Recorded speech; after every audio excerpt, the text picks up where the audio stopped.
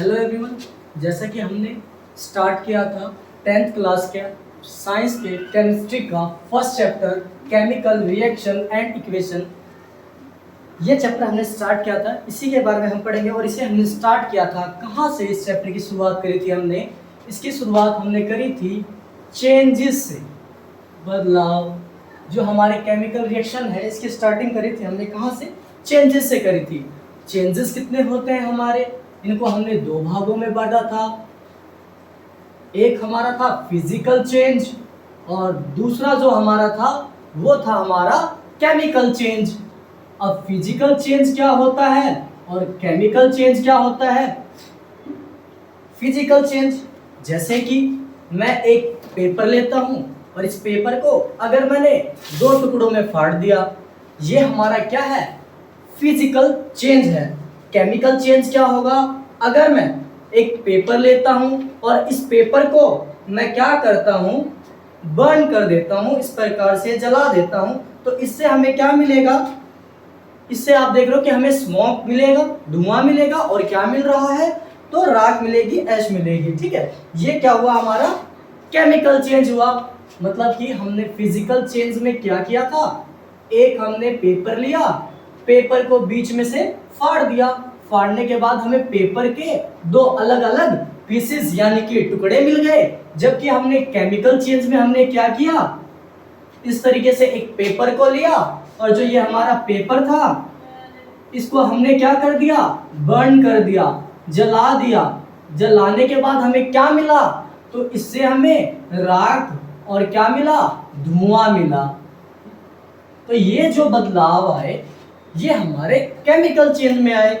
अब हमने इसमें देखा कि जो हमारा फिजिकल चेंज हुआ इसमें इसने अपनी पहचान नहीं खोई, ये पहले कागज था, बाद में कागज का टुकड़ा रहा। जबकि हमारा जो सेकंड एग्जांपल है केमिकल चेंज, उसमें हमारे पास पहले क्या था, एक कागज था, बट हमें उसमें बाद में क्या मिला, धुआं मिला और क्या मिला, राख मिली, कोई न्यू चीज मिली। इसमें हमें कोई न्यू चीज नहीं मिली थी। और दूसरी चीज हमने इसमें क्या एब्जॉर्ब की, हमने क्या देखा इसमें, हमने इसमें देखा कि जो फिजिकल चेंज किए हमने, इसमें हम इसको वापस से उसी फॉर्म में ला सकते हैं। कैसे, इनको आपस में जोड़कर, अगर मैंने कागज लिया था, इनको मैं आपस में टेप या ग्लू के थ्रू क्या कर सकता हूं, जोड़ सकता हूं इनको आपस में। बट केमिकल चेंज जो हमने किया है इसको हम वापस उसी फॉर्म में, रिवर्स फॉर्म में नहीं ला सकते।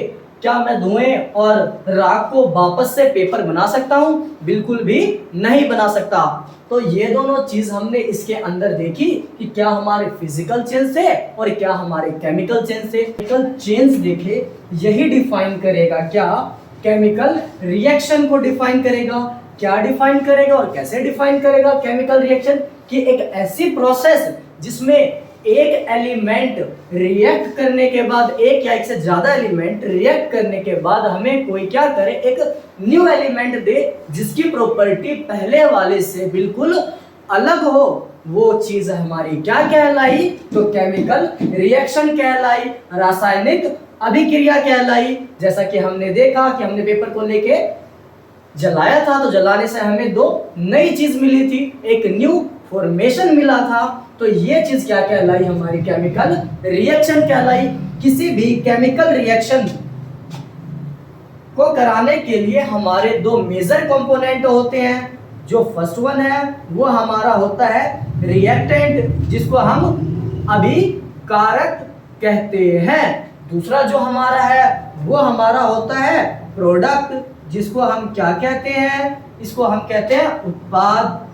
ये दोनों हेल्प करते हैं किस चीज में, हमारे केमिकल रिएक्शंस में हेल्प करते हैं। जैसे कि फॉर एन एग्जांपल मैंने क्या लिया, एक कार्बन लिया, ऑक्सीजन लिया, और जब इन दोनों की क्या कराई, रिएक्शन का रिएक्ट करा दिया इन दोनों को आपस में, तो हमें क्या मिला, एक न्यू एलिमेंट मिल जाएगा, कार्बन डाइऑक्साइड मिल जाएगा। कि जब आपने कार्बन, ये देखो ये एक अलग एलिमेंट है, ऑक्सीजन एक अलग एलिमेंट है, और जब इन दोनों को हमने आपस में रिएक्ट करवाया तो हमें क्या मिला, कार्बन डाइऑक्साइड मिल गया। तो ये जो हमने देखा ये हमारा क्या हुआ, केमिकल रिएक्शन हुआ। और इसमें जो हमारा कार्बन और ऑक्सीजन है वो हमारा क्या है, रिएक्टेंट कहलाए।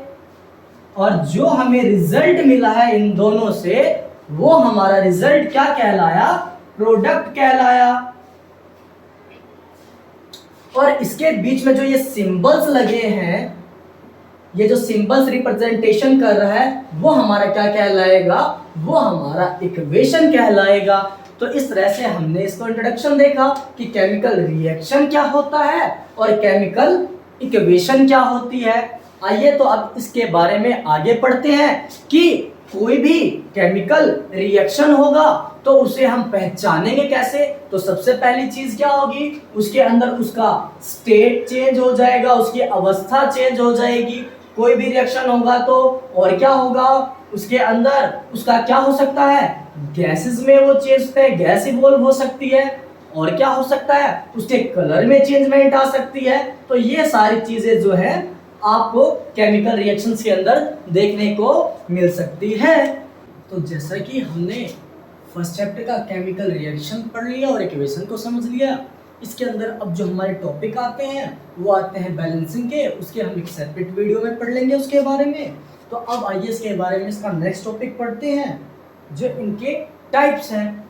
इनके जो टाइप्स हैं उससे हम पढ़ते हैं, यानी कि प्रकार of types of chemical reactions. जो इसका फर्स्ट टाइप है वो है हमारा कॉम्बिनेशन रिएक्शन। कॉम्बिनेशन रिएक्शन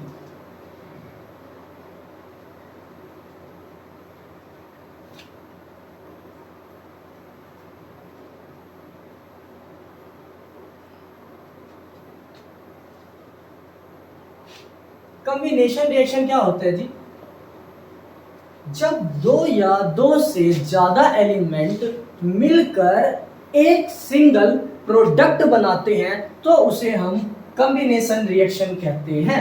ध्यान से सुनिएगा, जिसके अंदर आपके दो या दो से ज्यादा एलिमेंट हो और क्या बनाए, एक सिंगल प्रोडक्ट बनाए, एक सिंगल। ठीक है, जैसे कि हम समझने की कोशिश करते हैं इसको, जैसे कि A प्लस B ये मिल के क्या बना रहे हैं, AB। ये हमारे रिएक्टेंट है, ये हमारा प्रोडक्ट है। तो ये क्या होना चाहिए, एक सिंगल होना चाहिए। ये इसकी डेफिनेशन कहती है कॉम्बिनेशन रिएक्शन की, संयोजन अभिक्रिया। और हम देख लेते हैं, जैसे कि मान लीजिए अगर मैं ले लेता हूँ दूध, चीनी प्लस चाय पत्ती, तो बताइए ये सब मिलके क्या बना सकता है। तो ये बना देगा हमारा रिजल्ट, क्या आ जाएगा, चाय बन जाएगी। तो इसी तरीके से इसको हम केमिकल फॉर्म में पढ़ते हैं कि अगर मैं कार्बन ले लेता हूँ और क्या ऑक्सीजन ले लेता हूँ और इनकी जब आपस में रिएक्शन करवाते हैं तो हमें एक सिंगल प्रोडक्ट मिल जाएगा। वो सिंगल प्रोडक्ट क्या होगा, कार्बन डाइऑक्साइड होगा। ठीक है, तो इस तरीके से हमने क्या सीखा, कॉम्बिनेशन रिएक्शन, जिसके अंदर दो, ये देखिए आप कि दो या दो से ज्यादा क्या होने चाहिए थे, एलिमेंट होने चाहिए थे। किस साइड, रिएक्टेंट के साइड, अभिकारक की साइड।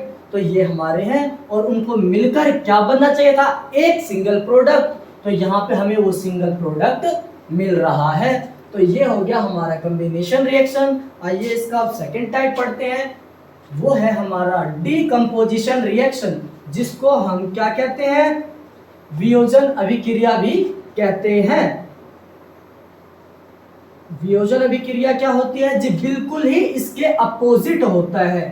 बिल्कुल ही संयोजन अभिक्रिया के अपोजिट जो हो वो हमारा वियोजन अभिक्रिया यानी कि डीकम्पोजिशन रिएक्शन कहलाती है। बिल्कुल अपोजिट, इसमें क्या हो जाएगा, इसमें अब जो हमारा क्या होना है, जो हमारा रिएक्टेंट है वो तो सिंगल हो जाएगा, रिएक्टेंट हमारा सिंगल हो जाएगा। जो हमारे प्रोडक्ट हैं वो क्या हो जाएंगे, दो या दो से ज्यादा, वो टूट जाएंगे आपस में। ठीक है, तो वो हमारे क्या कहलाएंगे, डीकम्पोजिशन कहलाएंगे। मान लीजिए जैसे मैंने ये चीज बनाई थी, अब ऐसे ही इसको हम देखते हैं, एग्जांपल लिखते हैं मान लीजिए मैंने लिखा यहाँ पर ही वाटर, वाटर ले लेते हैं हमारे लिक्विड फॉर्म में 2H2O, ये हमारा वाटर है जो किस फॉर्म में मिलता है हमें, लिक्विड की फॉर्म में मिलता है। जब इसमें हम इलेक्ट्रिक करंट पास करेंगे तो हमें क्या मिल जाएगा, हाइड्रोजन जो है हमारा वो ब्रेक हो जाएगा और क्या मिल जाएगा हमें, ऑक्सीजन अलग हो जाएगा। ठीक है, ये दोनों ही हमारे गैस, ठीक है, तो ये दोनों हमारे ब्रेक हो चुके हैं। तो हमने क्या देखा कि अब हमारे पास क्या है, एक सिंगल रिएक्टेंट है और दो या दो से ज्यादा क्या है, प्रोडक्ट है। ये बिल्कुल इसके क्या हुआ, अपोजिट हुआ। तो ये हमने देखा क्या, कॉम्बिनेशन रिएक्शन और डिकम्पोजिशन रिएक्शन। आइए तो अब इसकी नेक्स्ट रिएक्शन पढ़ते हैं। हमारी जो नेक्स्ट रिएक्शन थी वो थी डिस्प्लेसमेंट रिएक्शन, जिसको हम सिंगल डिस्प्लेसमेंट भी कहते हैं और हिंदी में हम इसको विस्थापन अभिक्रिया कहते हैं। एकल विस्थापन भी ये लिखा हुआ आ जाता है। विस्थापन अभिक्रिया सिंगल डिस्प्लेसमेंट क्या होता है, जैसे कि इसके नाम से ही पता चल रहा है हमें कि प्लेस को चेंज करना, एक जगह से दूसरी जगह पर चेंज कर देना। चेंज कौन करेगा इसमें, इसकी डेफिनेशन की बात की जाए तो डेफिनेशन कहती है कि इसके अंदर जो भी मोर रिएक्टिव एलिमेंट होगा वो क्या कर देगा, डिस्प्लेस कर देगा किसको, लेस रिएक्टिव एलिमेंट को रिप्लेस कर देगा और वो कहलाएगी हमारी डिस्प्लेसमेंट रिएक्शन। जैसे कि आप मान लो, आप स्कूल में कभी भी आपने देखा होगा, कई बार एक बेंच के ऊपर ऐसे 3 बच्चे बैठे हों, फिर कोई फोर्थ आता है और वो क्या करता है, जबरदस्ती थोड़ा हैवी सा जो होता है हमारा पावरफुल, वो धक्का लगा के उसको उस साइड पहले की पोजीशन पर आके बैठ जाता है। तो सेम कुछ ऐसा ही इस रिएक्शन के अंदर होगा।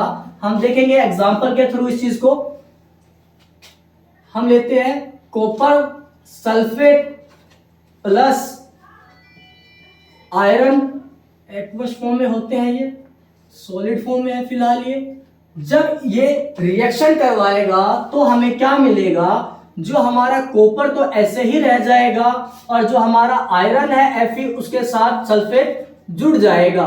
अब हुआ क्या, यहाँ पे बात की जाए तो जो हमारा आयरन है Fe वो कॉपर से ज्यादा रिएक्टिव था, मोर रिएक्टिव था, इसीलिए इसने इसकी जगह को क्या कर दिया, डिस्प्लेस कर दिया, इसकी जगह पर ये खुद चला गया।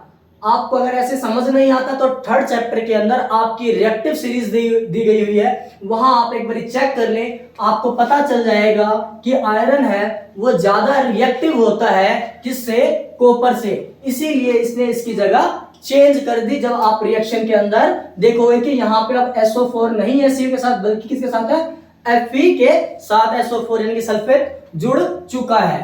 अब आइए नेक्स्ट वन पढ़ते हैं। हमारा नेक्स्ट वन है हमारा डबल डिस्प्लेसमेंट। इसके अंदर एक एलिमेंट जो था उसने अपनी जगह डिस्प्लेस की थी, जबकि डबल डिस्प्लेस के अंदर नाम ही आ रहा है डबल। डबल का मतलब क्या होता है, द्वि।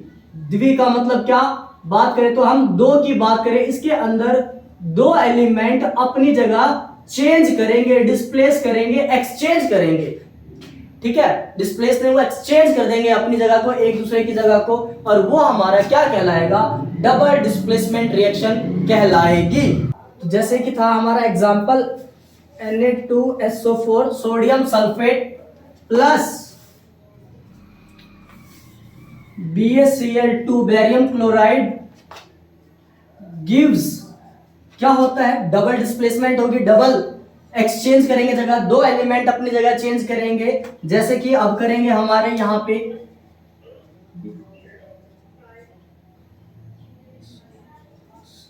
Plus 2NaCl aqueous।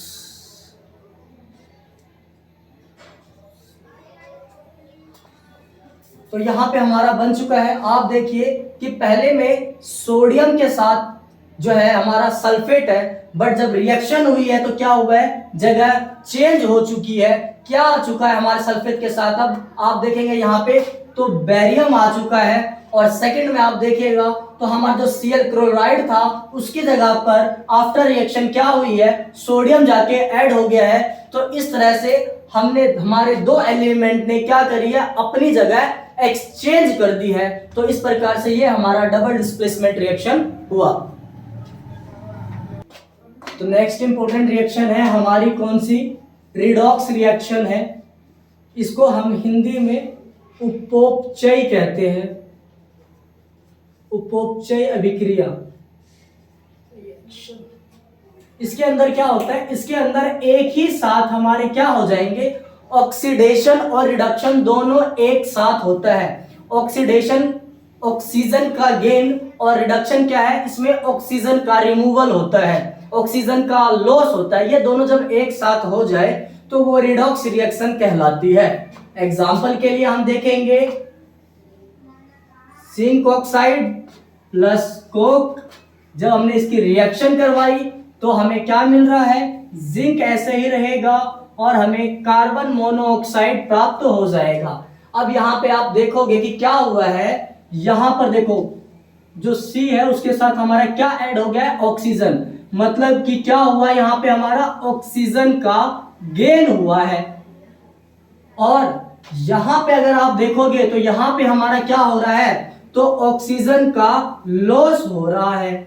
जब ये दोनों चीज एक साथ हो जाए तो ये क्या कहलाएगा, ये क्या कहलाएगी, हमारी रिडक्शन यानी कि रिडॉक्स रिएक्शन कहलाएगी। ये ऑक्सीडेशन हुआ, ये रिडक्शन हुआ, और जब ये दोनों कंबाइन हो गई तो ये रिडॉक्स रिएक्शन कहलाती है। तो अब ऑक्सीडेशन और रिडक्शन को भी समझने की कोशिश करते हैं।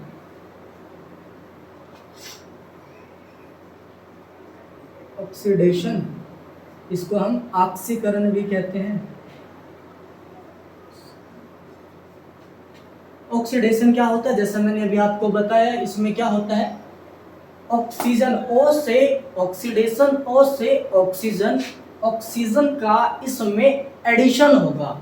याद रहे, O से ऑक्सीजन, O से ऑक्सीडेशन, दोनों का इसमें क्या होगा, ऑक्सीजन का इसमें एडिशन होगा, और हाइड्रोजन का इसमें क्या हो जाता है, लॉस हो जाता है। तो ये डेफिनेशन होती है हमारी ऑक्सीडेशन की। एग्जाम्पल के लिए इसमें हम लिख लेते हैं कार्बन प्लस ऑक्सीजन।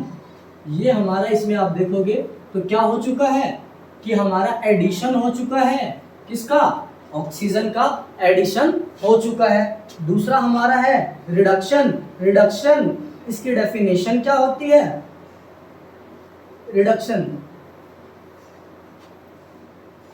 इसको हम हिंदी में उपचयन कहते हैं,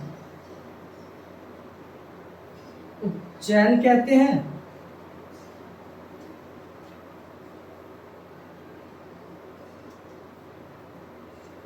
रिडक्शन इसके बिल्कुल अपोजिट होता है, इसमें ऑक्सीजन का गेन हो रहा था, इसके अंदर क्या होगा, रिडक्शन के अंदर ऑक्सीजन का लॉस हो जाएगा और हाइड्रोजन का एडिशन हो जाएगा।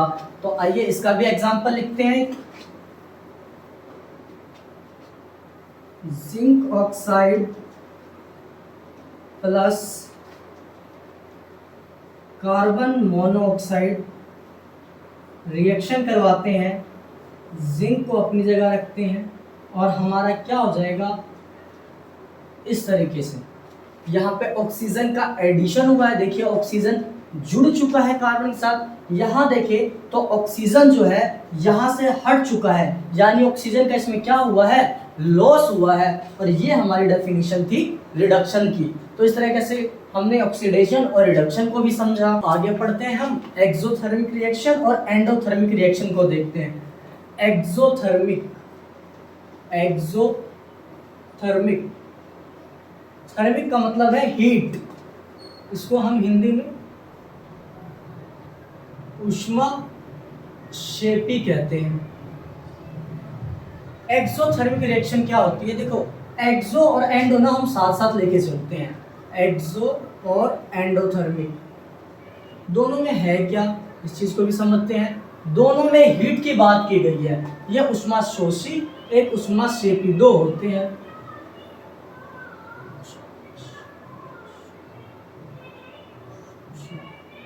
ठीक है क्या जी? हीट की बात की जाएगी दोनों में, याद कैसे रखना है?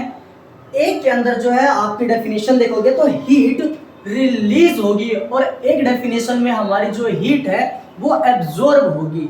अब जो ये हीट है वो एब्जॉर्ब किस में हो और रिलीज किस में हो, जो ऊष्मा है किस में उत्सर्जित हो और किस में ये सोखे, वो हमें ध्यान रखना है। तो हमें इसको याद रखिए, एक्स का मतलब क्या होता है? एक्स हमने एग्जिट में भी देखा है।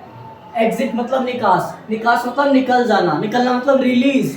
हम क्या करेंगे, जिसमें एक्सो आ गया तो हमें ध्यान रखना है कि एक्सो में क्या होगा, जो हीट है वो रिलीज हो जाएगी। जैसे कि एग्जांपल के लिए हम फिर से वही लिखेंगे, कार्बन प्लस ऑक्सीजन, ये दोनों ही ये हमारे सॉलिड फॉर्म में होते हैं, ये गैस फॉर्म में होते हैं। जब इनकी रिएक्शन करवाई जाती है तो ये कार्बन डाइऑक्साइड गैस बन जाते हैं, प्लस हीट, हीट क्या हो जाता है इसमें, रिलीज हो जाता है। तो ऊष्माक्षेपी में हमने क्या देखा कि हीट रिलीज हुआ है। का एक्सोथर्मिक में क्या हुआ, हमारी हीट रिलीज हुई।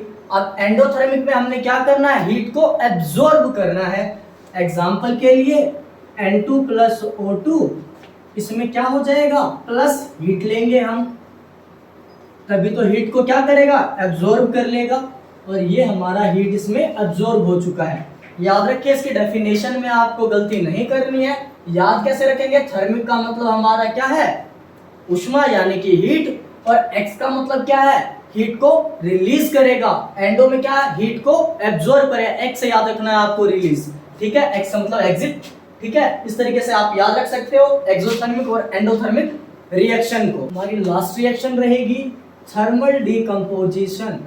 थर्मल डीकंपोजिशन,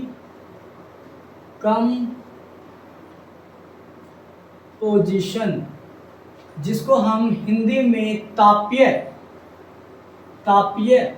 उपघटन या अपघटन कहते हैं। जो थर्मल डिकम्पोजिशन है ये क्यों होता है, क्या होता है, ये हीट के कारण डिकम्पोज होता है, हीट के कारण ब्रेक होने के हम कहते हैं थर्मल डिकम्पोजिशन। ठीक है, जैसे कि हमारा एग्जांपल रखेंगे कैल्शियम कार्बोनेट। जब हम क्या करेंगे, हेल्प ऑफ हीट के कारण ये क्या होगा, ब्रेक हो जाएगा। कैल्शियम कार्बोनेट है जो हमारा, हीट के कारण क्या हो जाएगा, ब्रेक हो जाएगा। Calcium oxide plus carbon dioxide के रूप में ये बन जाएगा। तो इस प्रकार से हीट के कारण ये क्या हो गया, ब्रेक हो गया है, टूट गया है। ठीक है, कैल्शियम कार्बोनेट जो है हमारा वो ब्रेक हो चुका है। ये हमारा जो ब्रेक हुआ है हीट के कारण वो कहलाएगा हमारा थर्मल डिकम्पोजिशन, हिंदी में तापीय उपघटन। तो यहाँ से इस प्रकार से हमने इसमें सारे के सारे इंपॉर्टेंट डेफिनेशंस कुछ रिएक्शंस के साथ देखी हमने। जैसा हमने अभी सारे रिएक्शंस के बारे में पढ़ा, उन सबको हमने एक जगह पे अब राइट कर लिया है। ठीक है, एक बार दोबारा से क्विक रिवीजन कर लेते हैं इसका। सबसे पहला हमारा फर्स्ट ऑफ ऑल है कम्बिनेशन रिएक्शन। टाइप्स पढ़ रहे हैं हम सारे के सारे केमिकल रिएक्शंस के। First one is chemical combination reaction, संयोजन अभिक्रिया। इसमें हमने क्या पढ़ा था कि इसमें हमें क्या मिलना चाहिए था, एक सिंगल प्रोडक्ट मिलना चाहिए था, सिंगल उत्पाद मिलना चाहिए था। जैसा कि हमें यहाँ पे मिल रहा है C+O2 दो रिएक्टेंट है और हमें क्या मिल रहा है, एक सिंगल प्रोडक्ट CO2 मिल रहा है। अगला जो डिकम्पोजिशन था, इस रिएक्शन में हमने क्या पढ़ी थी, इसकी डेफिनेशन कि ये बिल्कुल अपोजिट होता है किसके, कम्बिनेशन रिएक्शन के। तो ये बिल्कुल अपोजिट है। इसमें हमारे पास क्या आ गया, सिंगल रिएक्टेंट आ चुका है और दो या दो से ज्यादा प्रोडक्ट आने चाहिए थे, तो वो हमें दो यहाँ पे मिल रहे हैं। इसके बाद बात की जाए डिस्प्लेसमेंट रिएक्शंस की। डिस्प्लेसमेंट में क्या था कि जो ज्यादा मोर रिएक्टिव एलिमेंट होंगे वो लेस रिएक्टिव एलिमेंट को डिस्प्लेस कर देंगे, उसको उसकी जगह से हटा देंगे। तो इसका एग्जांपल हमने यहाँ पे लिखा था कॉपर सल्फेट प्लस आयरन, जिसमें क्या हमारा जो कॉपर है वो कम रिएक्टिव है किससे, आयरन से, इसलिए इसने इसको डिस्प्लेस कर दिया। यहाँ पे आप देख सकते हैं। तो ये हमारा डिस्प्लेसमेंट रिएक्शन था। डबल डिस्प्लेसमेंट क्या था, इसमें दो एलिमेंट अपनी जगह एक्सचेंज करते हैं, वो हमारा डबल डिस्प्लेसमेंट था। इस रिएक्शन में हमने पीछे देखा आराम से बहुत अच्छे से कि कैसे दोनों ने डिस्प्लेस किया है अपनी जगह।